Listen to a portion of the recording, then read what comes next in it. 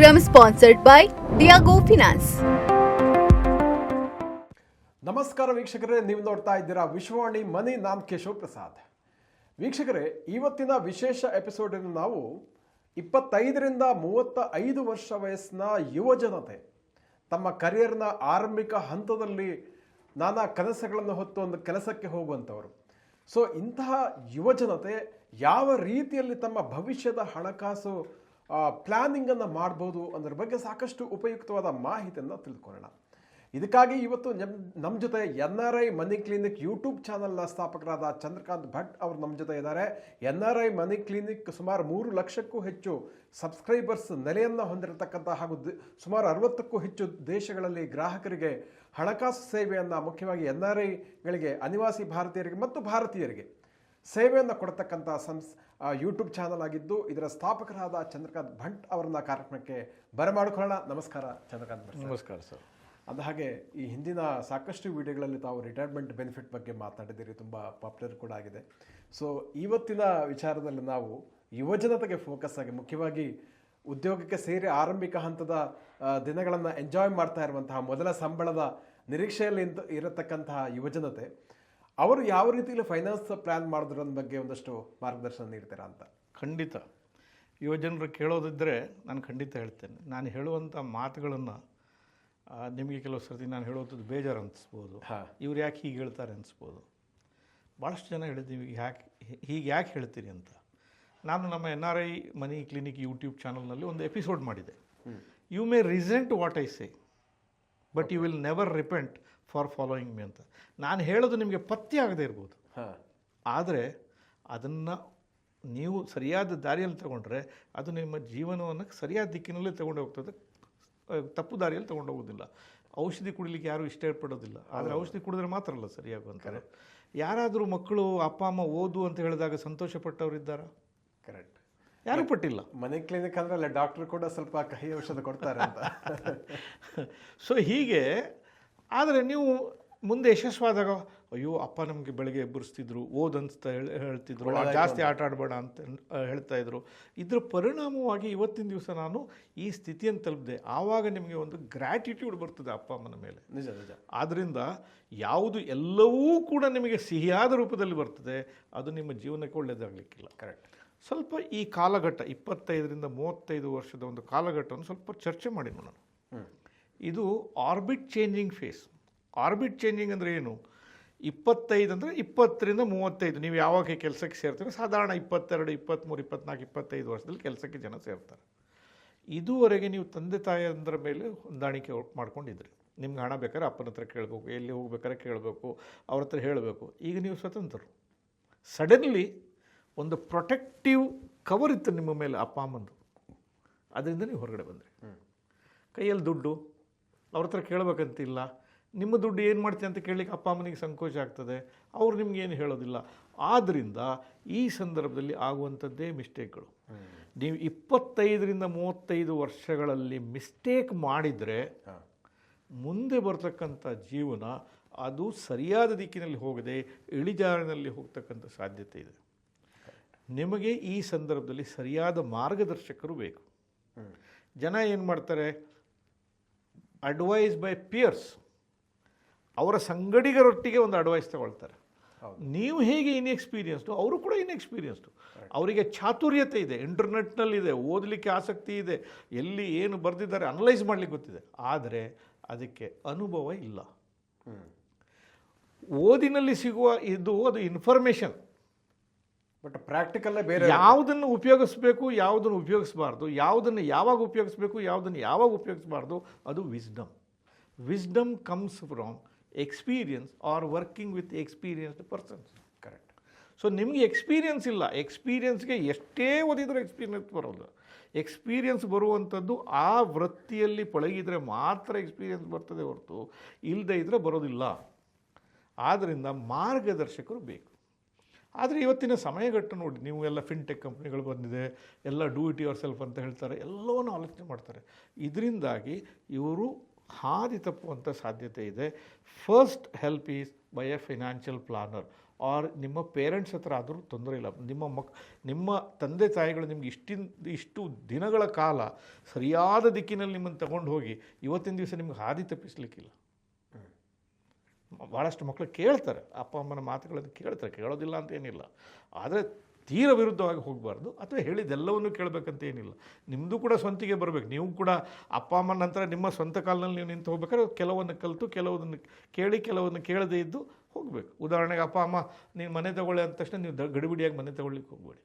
ಅವರು ಹೇಳುವ ಉದ್ದೇಶ ಸರಿ, ಆದರೆ ಅವ್ರು ಏನು ಎಕ್ಸ್ಪೆಕ್ಟ್ ಮಾಡ್ತಾಯಿಲ್ಲ ಅಂದರೆ ನಿಮ್ಮ ಜೀವನ ಮುಂದೆ ಹೇಗ್ತದೆ ಅಂತ ಅವ್ರಿಗೆ ಗೊತ್ತಿಲ್ಲ.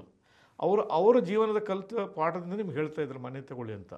ಪ್ರಾರಂಭಿಕ ಹಂತದಲ್ಲಿ ದಯವಿಟ್ಟು ಸೈಟು, ಮನೆ ಇದರ ಬಗ್ಗೆ ನೀವು ಹಣವನ್ನು ಹಾಕ್ಲಿಕ್ಕೆ ಹೋಗಬೇಡಿ, ಬೇಡ ಅಂತ ಹೇಳ್ತೀವಿ. ಇಲ್ಲ. ಓಕೆ, ಫಸ್ಟ್ ಮಾಡಬೇಕಾಗಿರೋ ಕೆಲಸ ಏನು? ನೀವು ಕೆಲಸಕ್ಕೆ ಸೇರಿದ್ರಿ, ತಂದೆ ತಾಯಿಗಳ ಹತ್ರ ಫಸ್ಟ್ ಕೇಳಿ, ಎಜುಕೇಷನ್ ಲೋನ್ ತೊಗೊಂಡಿದ್ದೀರಾ? Education loan ತೊಗೊಂಡಿದ್ದೀರಾ?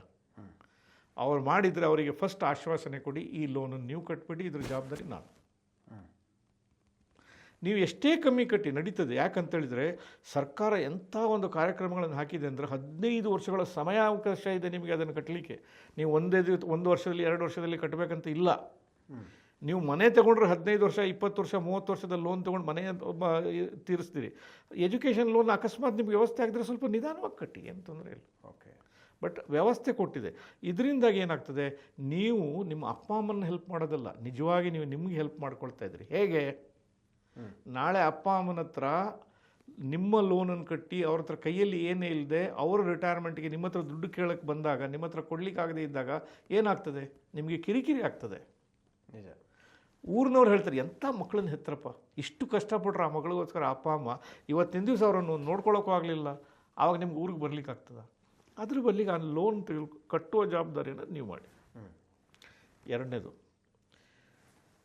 ನಿಮಗಿನ್ನೂ ಮದುವೆ ಆಗಿಲ್ಲ, ಹುಡುಗ ಇರ್ಬೋದು, ಹುಡುಗಿ ಇರ್ಬೋದು. ಮದುವೆ ಆದಮೇಲೆ ನೀವು ತಗೊಳ್ತಕ್ಕಂಥ ನಿರ್ಧಾರಗಳು ನಿಮ್ಮ ಜೀವನ ಸಂಗಾತಿಯನ್ನು ಕೇಳಿಯೇ ಮಾಡಬೇಕು. ಇವತ್ತಿನ ದಿವಸ ನೀವು ಯಾರನ್ನು ಕೇಳಬೇಕಿಲ್ಲ, ನೀವು ಇಂಡಿಪೆಂಡೆಂಟ್ಲಿ ಡಿಸಿಷನ್ ತೊಗೊಳ್ಬೋದು. ಫಸ್ಟ್ ಅಪ್ಪ ಅಮ್ಮನಿಗೆ ಗ್ರ್ಯಾಟಿಟ್ಯೂಡ್ ಆಗಿ ಒಂದು ಪೆನ್ಷನ್ ಪಾಲಿಸಿ ಅಂತ ತೆಗೆದುಕೊಡಿ. ಇದರಿಂದ ಏನಾಗ್ತದೆ ನೋಡಿ, ನೀವೊಂದು ಪೆನ್ಷನ್ ಪಾಲಿಸಿನ ಅವ್ರಿಗೆ ತೆಗೆದುಕೊಟ್ರೆ ಮತ್ತೆ ನೆಕ್ಸ್ಟ್ ಒಂದು 5, 6, 10 ವರ್ಷ ನಿಮ್ಮ ಯಥಾನ ಶಕ್ತಿ ಕಟ್ಟಿದರೆ ಅದರ ನಂತರ ಒಂದು ಪೆನ್ಷನ್ ನಿಮ್ಮ ಅಪ್ಪ ಅಮ್ಮನಿಗೆ ಬರ್ತದೆ. ಅಮ್ಮನಿಗೆ ಕೊಡಿ, ಅಪ್ಪನ ಹತ್ರ ಇದ್ದರೆ ಅಮ್ಮನಿಗೆ ಕೊಡಿ. ಯಾವ ತಾಯಿ ತಾನೇ ಸಂತೋಷ ಪಡೋದಿಲ್ಲ ಮಗ ಹಣ ಕೊಟ್ಟರೆ? ಅವ್ರಿಗೆ ಬೇಕೋ ಬೇಡೋ, ನನ್ನ ಮಗ ಕೊಡ್ತಾನೆ ಅಂದರೆ ಅದು ಅಷ್ಟು ಒಂದು ಆತ್ಮಾಭಿಮಾನ ತಾಯಿಗೆ. ಅದಕ್ಕೆ ಹಣದ ಬೆಲೆ ಅಲ್ಲ, ಅದಕ್ಕೆ ಪ್ರೀತಿಯ ಬೆಲೆ. ಅದನ್ನೊಂದು ಗಿಫ್ಟ್ ಮಾಡಿ. ಆವಾಗ ಅವ್ರು ಯಾರ ಹತ್ರ ಹಣ ಕೇಳಬೇಕಂತಿಲ್ಲ. ಏನೇ ಹೆಚ್ಚು ಕಮ್ಮಿ ಆದರೂ ನನ್ನ ಮಗ ಕೊಟ್ಟಿದ್ದು, ನೀವು ಯಾವೇ ಊರಲ್ಲಿರಲಿ, ಆ ಪ್ರೀತಿ ಅದು ಅದ್ಭುತ. ನಿಜ. ಅದಕ್ಕೆ ಪರ್ಯಾಯವೇ ಇಲ್ಲ. ಅವ್ರ ಹತ್ರ ಕೇಳಿ ಹೆಲ್ತ್ ಇನ್ಶೂರೆನ್ಸ್ ಎಷ್ಟಿದೆ ನಿಮಗೆ ಅಂತ.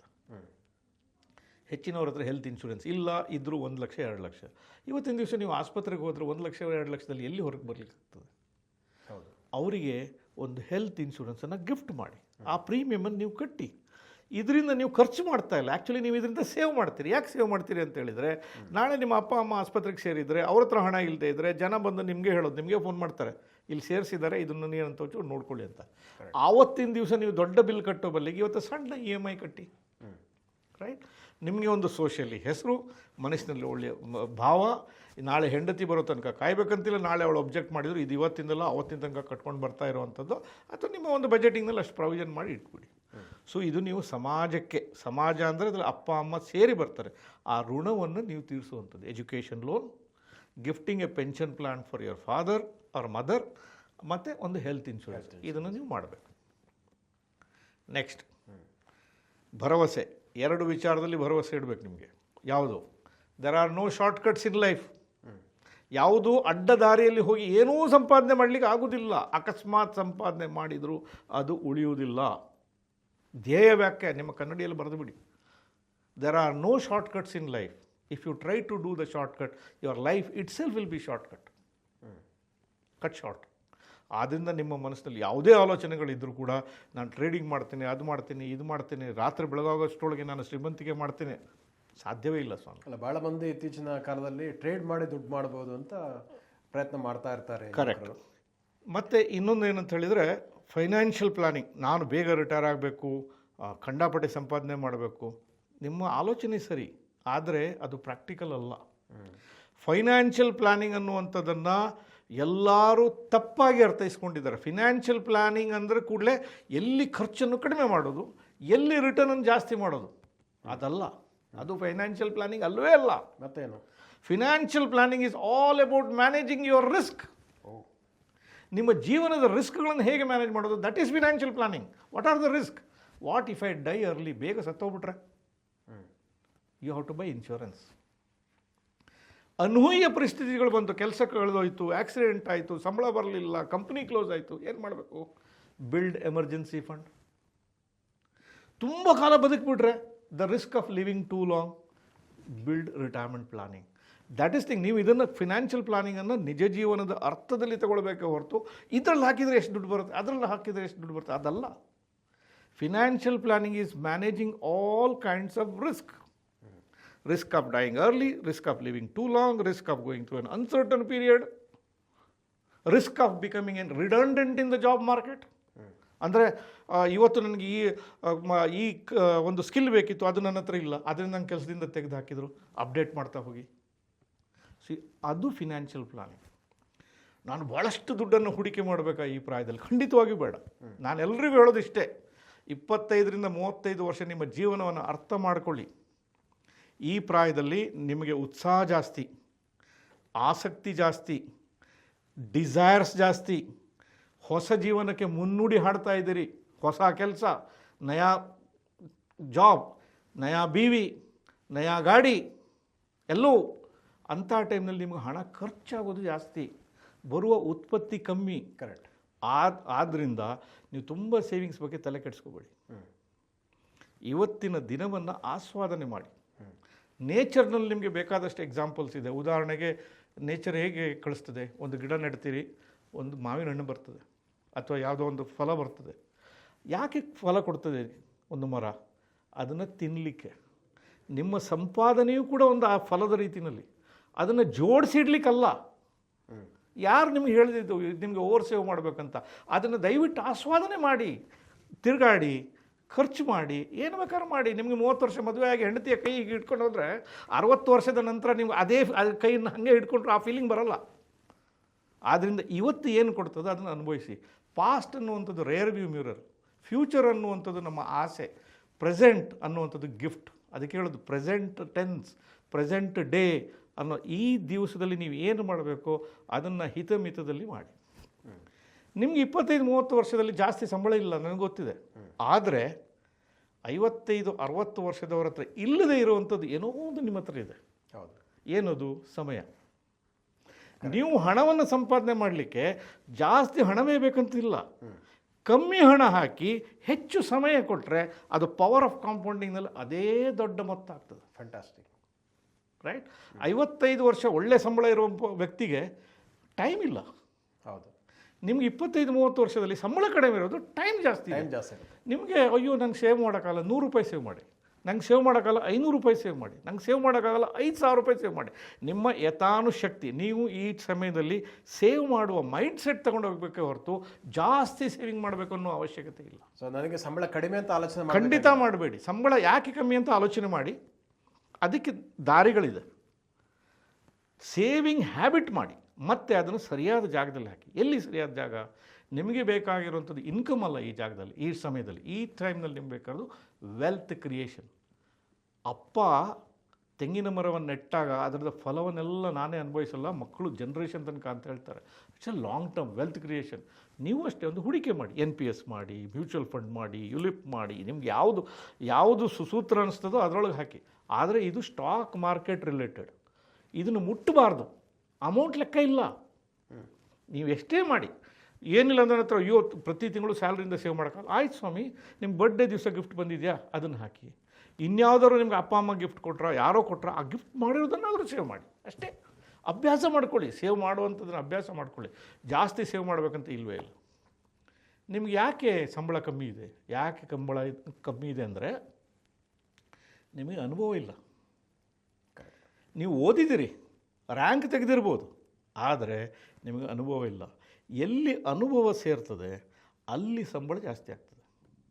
ಅದಕ್ಕೆ ಶಾರ್ಟ್ಕಟ್ಟೇ ಇಲ್ಲ. ಶಾರ್ಟ್ಕಟ್ಟೇ ಇಲ್ಲ. ನಿಮ್ಮ ಆಫೀಸ್ನಲ್ಲೂ ಹಾಗೆ ಅಲ್ಲ, ನೀವು ಹೊಸ್ದಾಗಿ ಬಂದಿದ್ದೀರಾ, ಸರಿಯಪ್ಪ ಸ್ಟಾರ್ಟ್ ಮಾಡು, ನೀನು ಹೆಂಗೆ ಮಾತಾಡ್ತೀಯ ನೋಡೋಣ, ಟೈಮ್ ಕರೆಕ್ಟಾಗಿ ಬರ್ತೀಯಾ ಇಲ್ವಾ, ನಿನ್ನ ಮೇಲೆ ನಾವು ಡಿಪೆಂಡ್ ಮಾಡ್ಬೋದೋ ಇಲ್ಲ, ಆ ಕಾರ್ಯಕ್ರಮಕ್ಕಂತ ನಿಂಗೆ ಬರ್ತೀನಿ, ನೀನು ಆವತ್ತಿನ ದಿವಸ ರಜೆ ಹಾಕಿ ನನ್ನ ಬರಲಿ ಅವ್ನು ಕಳಿಸಿ ಅಂತೇಳಿ ಕೂಡಲೇ ನಿಮ್ಮ ಬೆಲೆ ಕಮ್ಮಿ ಆಯಿತು. ಸೊ ನಿಮ್ಮ ಬಾಸ್ಗಳು ನಿಮ್ಮನ್ನು ಜಡ್ಜ್ ಮಾಡ್ತಾರೆ. ಹಾಗೆ ಕಾಲ ಕಾಲಕ್ಕೆ ಬೇಕಾಗಿರ್ತಕ್ಕಂಥ ಸ್ಕಿಲ್ ಸೆಟ್ಗಳು ಚೇಂಜ್ ಆಗ್ತದೆ. ಕರೆಕ್ಟ್. ಮೊದಲು ಮೊಬೈಲೇ ಇರಲಿಲ್ಲ. ಅಯ್ಯೋ ನಾನು ಆ ಕಾಲದಲ್ಲಿ ಗ್ರ್ಯಾಜುಯೇಷನ್ ಆದವನು ನಂಗೆ ಮೊಬೈಲ್ ಬರೋದಿಲ್ಲಪ್ಪ ಅಂತ ಹೇಳಿದ್ರೆ ನಡೀತದೆ? ಇಲ್ಲ, ಮೊಬೈಲ್ ಆಪ್ರೇಟ್ ಮಾಡೋದು ಕಲಿಬೇಕು. ಆ ಕಾಲಕ್ಕೆ ಆ ಕ್ಯಾಮರಾ ಇತ್ತು, ಈ ಕ್ಯಾಮ್ರಾ ನನಗೆ ನಡೆಯೋಕ್ಕೆ ಆಗಲ್ಲ, ಇಲ್ಲ ಕಲಿಬೇಕು. ಇವತ್ತು ಎ ಐ ಬಂತು, ಎ ಐ ಟೂಲ್ ನನಗೆ ಗೊತ್ತಿಲ್ಲ, ಎ ಐ ಆ್ಯಪ್ ಗೊತ್ತಿಲ್ಲ ಅಂದರೆ, ಸೊ ಕಲಿಯುವಂಥದ್ದು ಗ್ರ್ಯಾಜುಯೇಷನಲ್ಲಿ ಇಲ್ಲೋದಿಲ್ಲ, ಕಲಿಯುವಂಥದ್ದು ನಿರಂತರ ಹರಿಯುವ ನೀರಿದ್ದ ಹಾಗೆ. ನೀವು ಅದಕ್ಕೆ ಹೇಗೆ ಹೊಂದಿಕೊಳ್ತೀರಿ, ಇದರ ಬೇಸಿಸ್ನಲ್ಲಿ ನಿಮ್ಮ ಸಂಬಳ ಜಾಸ್ತಿ ಆಗ್ತಾ ಹೋಗ್ತದೆ. ಇದು ಪ್ರೋಸೆಸ್ ಆಫ್ ಎವಲ್ಯೂಷನ್. ಇದಕ್ಕೆ ಯಾವ ಶಾರ್ಟ್ಕಟ್ಗಳು ಇಲ್ಲ.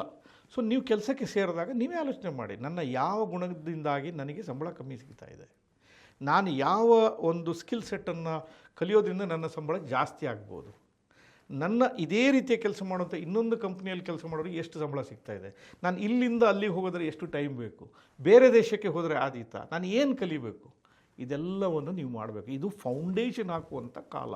ಈ ಕಾಲ ಟ್ರೇಡಿಂಗ್ ಮಾಡುವಂಥದ್ದಲ್ಲ, ಸ್ಟಾಕ್ ಪರ್ಚೇಸ್ ಮಾಡುವಂಥದ್ದಲ್ಲ, ನೋಡಿ ಅಲ್ಲಿ ಇಲ್ಲಿ ಕಾಮೆಂಟ್ ಮಾಡುವಂಥದ್ದಲ್ಲ. ಈ ಕಾಲ ಇರೋದು ಎರಡೇ, ಒಂದು ಕಲಿಕೆ, ಎರಡನೇದು ಆಸ್ವಾದನೆ.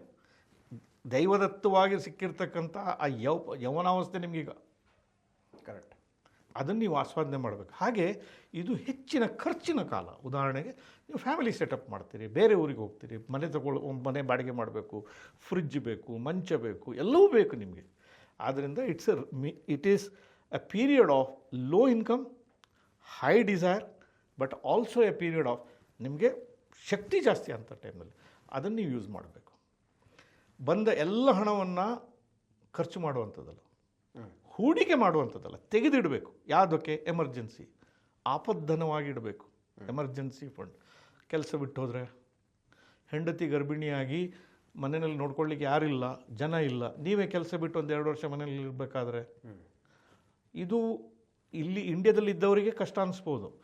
ಆದರೆ ಎಲ್ಲ ವಿದೇಶಗಳಲ್ಲಿ ಇವತ್ತಿನ ದಿವಸ ಅಪ್ಪಮ್ಮನ ಕರ್ಸ್ಕೊಂಡು ಹೆರಿಗೆ ಮಾಡಿಸುವಂಥದ್ದು ಅದೆಲ್ಲ ಇಲ್ಲವೇ ಇಲ್ಲ. ಹೆಂಡತಿಯ ಒಂದು ಪ್ರಸವದ ಸಮಯದಲ್ಲಿ ಗಂಡನೇ ಇರ್ತಾರೆ, ಎಲ್ಲವನ್ನು ಅವರವರೇ ಮಾಡ್ತಾರೆ. ಅಂಥ ಕಾಲದಲ್ಲಿ ಅವ್ರು ರಜೆ ಹಾಕಿ ಮನೇಲಿ ಕೂತ್ಕೊಳ್ತಾರೆ. ಆವಾಗ ಇನ್ಕಮ್ ಇಲ್ಲದೆ ಇದ್ದಾಗ ಅದಕ್ಕೆಲ್ಲ ಎಮರ್ಜೆನ್ಸಿ ಫಂಡ್ಗಳು ಬೇಕು. ಸೊ ಫೈನಲಿ ಹೇಳೋದಂತಾದರೆ ಇದೊಂದು ಆರ್ಬಿಟ್ ಚೇಂಜಿಂಗ್ ಫೇಸ್. ಇದು ನಿಮ್ಮನ್ನು ಮತ್ತೊಂದು ಎತ್ತರದ ಆರ್ಬಿಟ್ಗೆ ತಗೊಂಡೋಗ್ಬೋದು. ತಪ್ಪು ಮಾಡಿದರೆ ಕೆಳಗೆ ಬಿಸಾಕಲಿಕ್ಕೂ ಸಾಕು. ಯಾರ ಮಾತು ನಂಬೇಡಿ. ನೀವು ಓವರ್ ಸೇವ್ ಮಾಡುವ ಯಾವ ಅವಶ್ಯಕತೆ ಇಲ್ಲ. ಸೇವಿಂಗ್ನ ಅಭ್ಯಾಸ ಮಾಡಿಕೊಳ್ಳಿ. ಒಂದೊಂದೇ ಮೆಟ್ಲಾಗಿ ಮೇಲೆ ಏರ್ತಾ ಹೋಗಿ. ಪ್ರೊಫೆಷ್ನಲ್ ಅಡ್ವೈಸರ್ಸ್ ಹತ್ರ ಸಲಹೆ ಸೂಚನೆಗಳನ್ನು ತೆಗೆದುಕೊಳ್ಳಿ. ಸಮಾಜದ ಋಣವನ್ನು ಈ ಟೈಮ್ನಲ್ಲಿ ತೀರಿಸಿ. ಇಷ್ಟು ಮಾಡಿದರೆ ನಿಮ್ಮ ಜೀವನ ಖಂಡಿತವಾಗಿ ಬಹಳ ಚೆನ್ನಾಗಿ ನಡ್ಕೊಂಡು ಹೋಗ್ತದೆ. ಸರ್, ಈಗ ತಾವು ಭಾಳ ಚೆನ್ನಾಗಿ ಹೇಳಿದ್ರಿ, ಈ 25ರಿಂದ 35 ವರ್ಷ ವಯಸ್ಸಿನಲ್ಲಿ ನಿಮ್ಮ ಭವಿಷ್ಯದ ಆರ್ಥಿಕತೆಗೆ ಒಂದು ಸುಭದ್ರವಾದ ಫೌಂಡೇಶನ್ ಹಾಕುವಂತಹ ಜವಾಬ್ದಾರಿಯುತ ಕಾಲಘಟ್ಟ ಅಂತ. ಒಂದು ಕಡೆ ಎಂಜಾಯ್ ಮಾಡಿ, ಜೊತೆಗೆ ಒಂದು ಸಣ್ಣ ಮೊತ್ತವಾದರೂ ಕೂಡ ಇನ್ವೆಸ್ಟ್ಮೆಂಟ್ ಮಾಡಿ, ಅದು ನಿಮ್ಮ ಭವಿಷ್ಯವನ್ನು ರೂಪಿಸುತ್ತೆ ಅಂತ ಹೇಳಿದ್ರಿ. ಸೊ ಇವಾಗ ಇಲ್ಲೊಂದೀಗ ನಾನಾ ಆಯ್ಕೆಗಳು ನಮ್ಮ ಮುಂದೆ ಇರುವಂಥ ಸಂದರ್ಭದಲ್ಲಿ ಯಾವುದು ಬೆಟರ್ ಅಂತ ತಮಗೆ ಹೇಳ್ಬೋದಾ ಅಂತ? ನಾನು ಹೇಳಿದ್ನಲ್ಲ ನಿಮಗೆ, ಫೈನಾನ್ಷಿಯಲ್ ಪ್ಲ್ಯಾನಿಂಗ್ನಲ್ಲಿ ಇರುವಂಥದ್ದು ರಿಸ್ಕ್ ಮ್ಯಾನೇಜ್ಮೆಂಟ್. ಓಕೆ.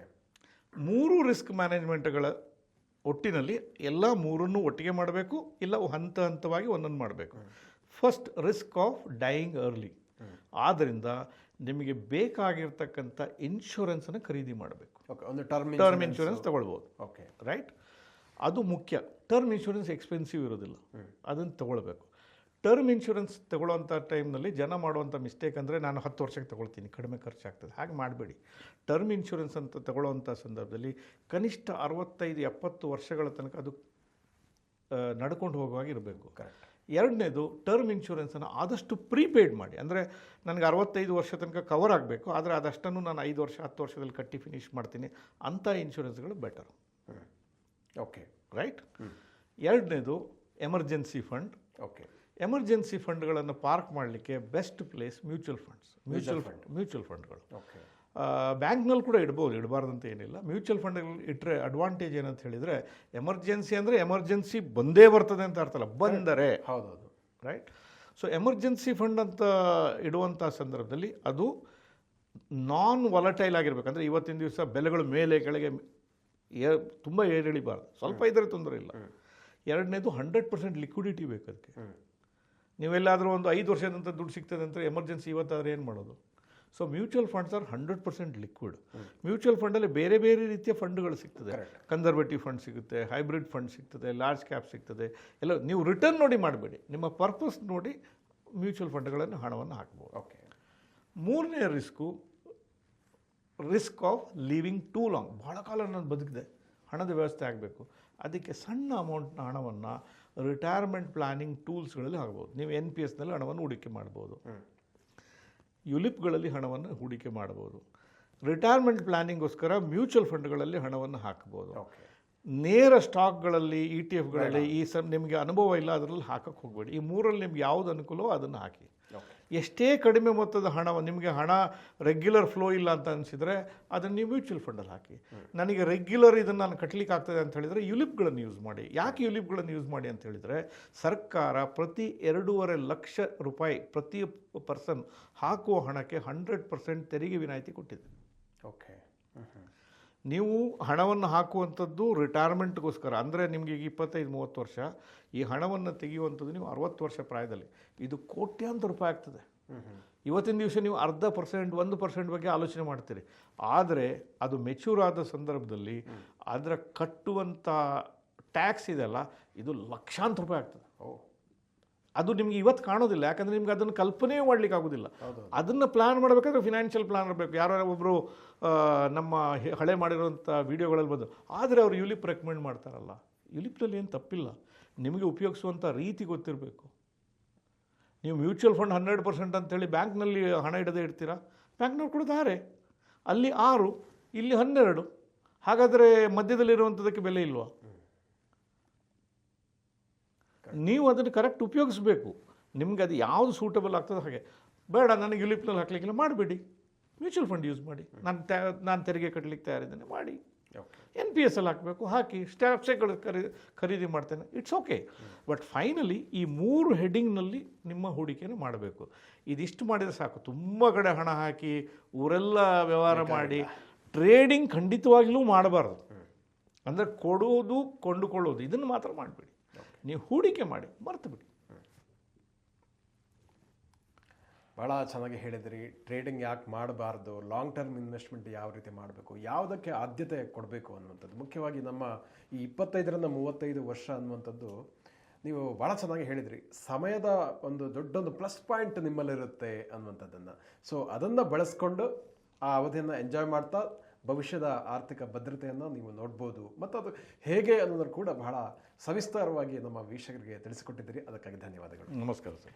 ವೀಕ್ಷಕರೇ, ಇಂತಹ ಮತ್ತಷ್ಟು ಉಪಯುಕ್ತ ವಿಡಿಯೋಗಳಿಗಾಗಿ ವಿಶ್ವವಾಣಿ ಮನಿ ಯೂಟ್ಯೂಬ್ ಚಾನಲ್ ವೀಕ್ಷಿಸಿ, ಸಬ್ಸ್ಕ್ರೈಬ್ ಮಾಡಿ, ಜೊತೆಗೆ ನಿಮ್ಮೆಲ್ಲ ಸ್ನೇಹಿತರಿಗೆ, ಬಂಧುಗಳಿಗೆ ಶೇರ್ ಮಾಡಿ ಅಂತ ಕೇಳ್ಕೊಳ್ತಾ ಇದ್ದೀನಿ. ವಂದನೆಗಳು.